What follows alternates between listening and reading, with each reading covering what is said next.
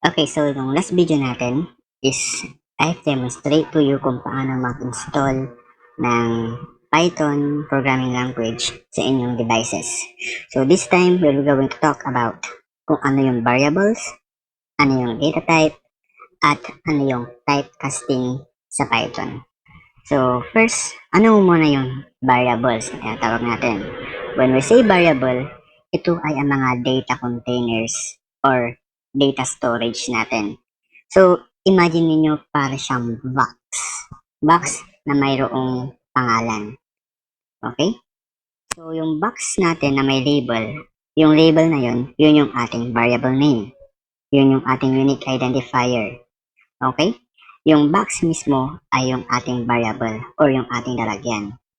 At yung laman ng nasa box, yun yung ating value.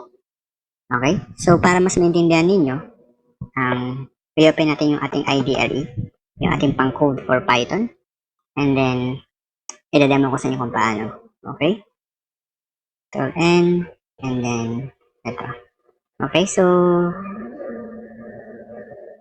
ayan, para makita natin yung actual output. Okay, so, ngayon, let's create a variable. Okay? So, ang sequence lang nito ay variable name, assignment operator, saka yung value. Okay, so let's start. Sample gawa tayo ng variable name.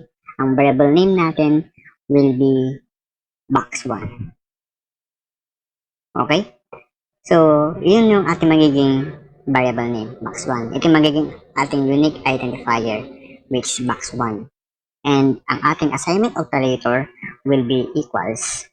Ibig sabihin, ina-assign natin si box1 na magkaroon ng laman na toys. Ganyan. Okay, so ibig sabihin yan, si box1 ngayon ay identified na mayroong lamang toys. Okay? So, pwede siya magkaroon ng iba't ibang laman. Okay, sample box2 will be 25 and box 3 will be 3.14. Okay? So, sir, ano nga ba itong mga to? Ano itong mga to? Yan yung value natin or yan yung laman ng ating variable name. Okay, o yan yung laman ng ating box. So, bakit magkakaiba? Bakit magkakaiba itong mga to? Okay? Kasi, meron tayong tinatawag na data types. Yun yun yung data natin na hinahawakan doon sa value. So, example dito, so we have three major data types na mostly ginagamit in Python. We have string, we have int or whole number, and we have float or with decimal places. Okay, so ito, so paano siya gagamitin? Itong mga variable names. Okay, gamit tayo ng keyword na print. Gamit tayo ng keyword na print. Okay, so ang ginagawa ng print, it is used to display output. So, example, gusto natin i-display si toys. Hindi natin siya i-direct na ganyan.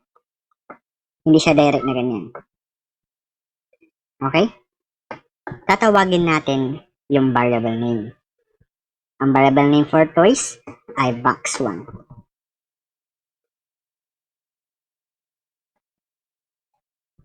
Box1. Okay? Let's save it. And then, lagyan natin ng pangalan. Sample lang natin. Ganyan. And then, ayun. Hindi nag-print yung box1. Pero ang print niya ay yung laman ng box1. Okay? So, ang tawag sa parse na ito ay variable calling. Okay, so tinatawag natin yung variable name para i-display kung ano yung laman ng variable na yun. Example, box2. You want to print box2 or display box2. Yan, 25. Okay, so sir, kanina sinabi nyo, meron tayong tinatawag na data type. Ano nga ba si data type? So, si data type ay isang data na nag-hold doon sa variable natin. Okay? So sa Python, hindi natin kailangang i-declare kung anong klaseng data type ang gagamitin natin, unlike doon sa Java or sa C++. Okay? So, si Python kasi is ina-identify niya na agad based kung ano yung tinype natin. So, paano nga ba natin malalaman kung anong data type yung value na yun or yung variable na yun? We use a keyword type para ma-identify natin kung anong klaseng data type yung laman ng variable natin. Okay? So, makita nyo dito, meron tayong class int. Ibig sabihin, si box2 ay integer. Okay? So, ano nga ba yung integer, sir? Ano yung, kasi nabanggit yung integer.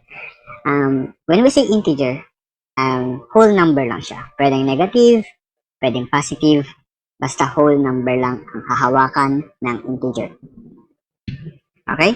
Meron din tayong float. Ang float naman ay mayroong decimal places. At ang major na ginagamit natin, isa sa mga major na ginagamit natin ay string, which is nakapaloob sa quotation marks. Okay? So, yun. Meron tayo, syempre, kung meron tayong rules kung paano tayo maglagay ng variable name. Una, dapat merong resemblance doon sa code na ginagawa mo. So, hindi dapat tayo gumagamit ng box 1, box 2, box 3. For example, dito, lagay natin dito sa box 2 ay sample age. Ganun kasi, ang age niya ay 25. Ganun. Or, pangalan dito pi.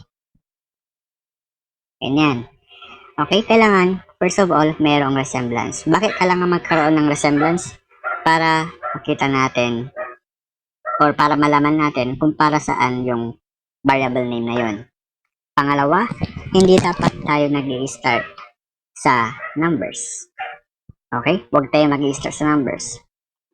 Pangatlo is dapat small letters lang. Okay? At pang-apat, kung gusto nyo magkaroon ka sample, ang gusto nyo variable name ay first name. Yan. Okay? So, bawal tayo magkaroon ng space. Kung gusto nyo magkaroon ng space, gamit lang kayo ng underscore. Or kung ayaw nyo magkaroon ng underscore, pwedeng gawing ganyan. First name, malaki yung N. Okay? So, basta huwag kayo gagamit ng space kapag mag-rename kayo ng variable. Okay? So, ngayon, i-run natin siya ulit. Ayun. Nagkaroon tayo ng error. Okay? Bakit? Dahil hindi naman natin ma-identify kung ano yung box 2. Kasi pinalitan na natin ang pangalan eh. Ang pangalan ngayon ng box 2 ay first name.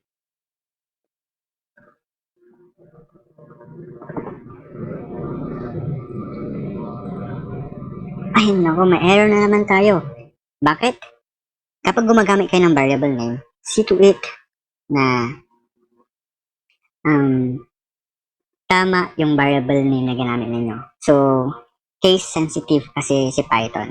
So, kung ano yung pangalan, kung ano yung caps lock doon, or ano yung mga, basta kailangan kung ano yung variable name mo, yun lang mismo ang gagamitin mo.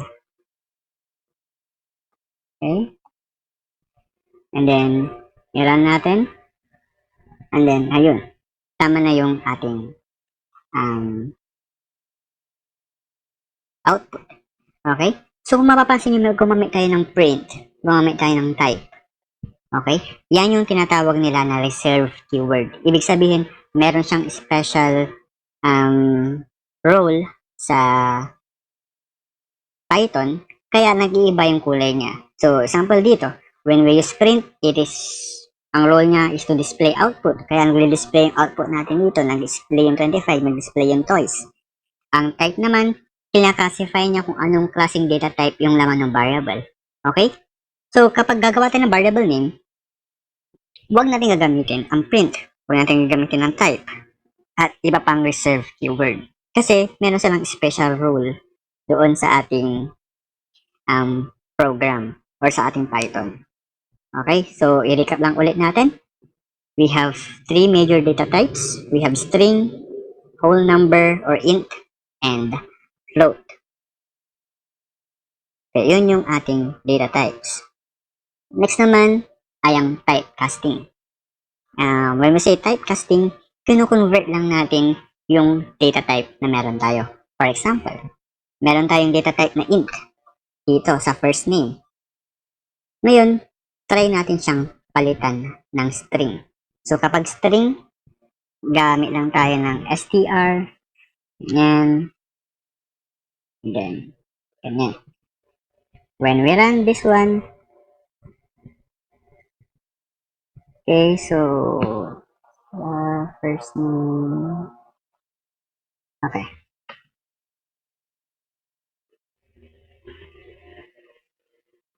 str.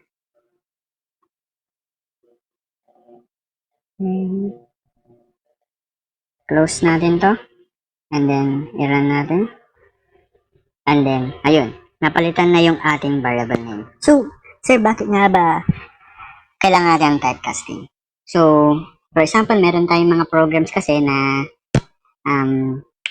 kailangan natin palitan yung data type to get the result. For example, from database, naka-string siya, kailangan natin siya i-convert into integer para ma-compute yung kung ano man yung gusto natin i-compute. Doon napapasok yung typecasting. Okay? So, that's it. That's all for the variable, data type, and typecasting. So, on the next video, magkakaroon tayo ng arithmetic operators and logical operators.